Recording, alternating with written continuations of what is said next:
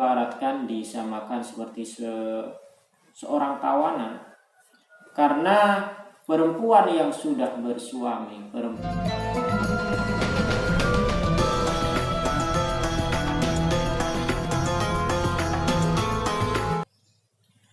Bismillahirrahmanirrahim. Assalamualaikum warahmatullahi wabarakatuh. Pada pertemuan kali ini kita akan bahas kelanjutan dari hadis tentang pesan-pesan Nabi di haji wada, haji terakhir Nabi. Pesan tentang ataupun wasiat tentang perempuan, tentang para istri dan tentang wanita. Dimana di pembahasan sebelumnya kita sudah bahas bahwa Nabi sangat memesankan dan berwasiat pada semua laki-laki untuk berbuat baik, berbuat bagus, dan berbuat hal-hal kebaikan terhadap perempuan. Bismillahirrahmanirrahim. Fa innama hunna iwanun ay asiratun indakum, fa iwanun bin nuni al maksurati jam'u aniyatin wa hiya bi sighatil muntahal jumu'i wa innama qila lil mar'ati aniyat li'annaha mahbusatun kal asiri inda zawji. Fa innama hiya iwanun, perempuan itu sesungguhnya perempuan itu tak lain ibarat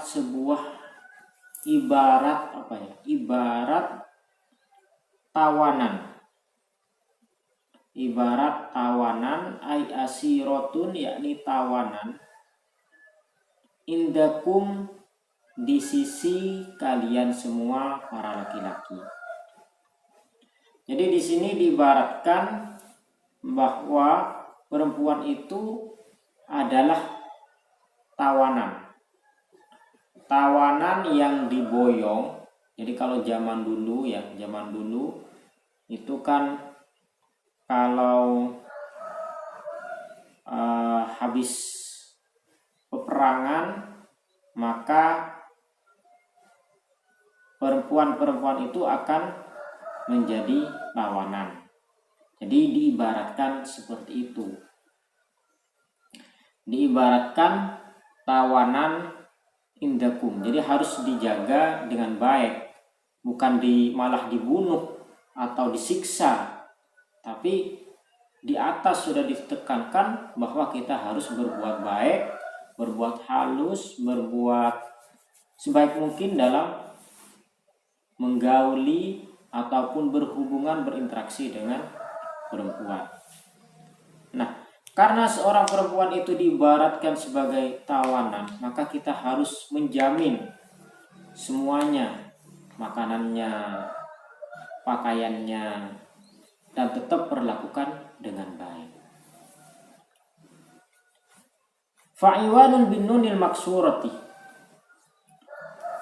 Iwan, kata-kata iwan dengan nun yang dibaca kasroh itu adalah jamaknya lafadz aniyah, di mana lafadz aniyah itu adalah bentuk dari sighat muntahal jumu'. Itu pembahasan ilmu ilmu nahwu. Wa innama qila lil mar'ati aniyatun li'annaha mahbusatun kal asiri inda zawji. Kenapa kok di sini perempuan itu diibaratkan, disamakan seperti seorang tawanan?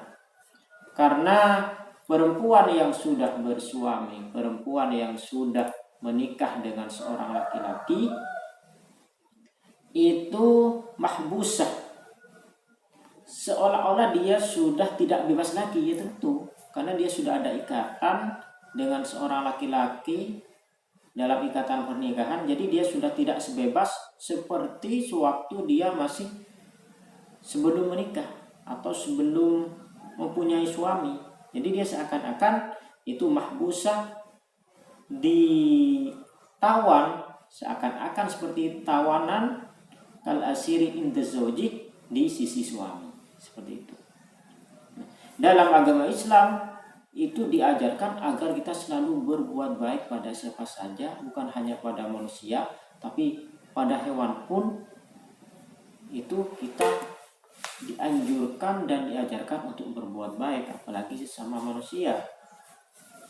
Jadi kita tidak dianjurkan untuk berbuat semena-mena. Seperti itu. Jadi jangan berpikiran negatif.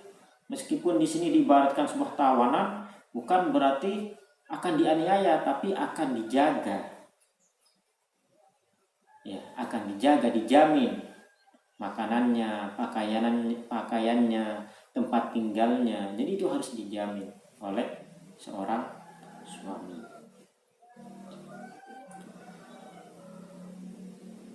Wa fi lafdin fa innahunna iwarun birra'ih jam'u ariyatin fa inna rijalah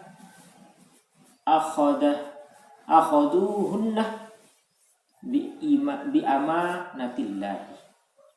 Dalam satu redaksi, dalam satu lafaz itu ada yang pakai lafaznya fa innahunna iwarun, bukan fa innama hunna iwanun, tapi pakai iwarun dengan ro, bukan non tapi ro. Di mana lafaz iwar itu merupakan kata jamak dari lafaz ariyah. Ariyah itu artinya titipan. Berarti perempuan itu adalah titipan. Fa innar rijala akhaduhunna bi amanatillah.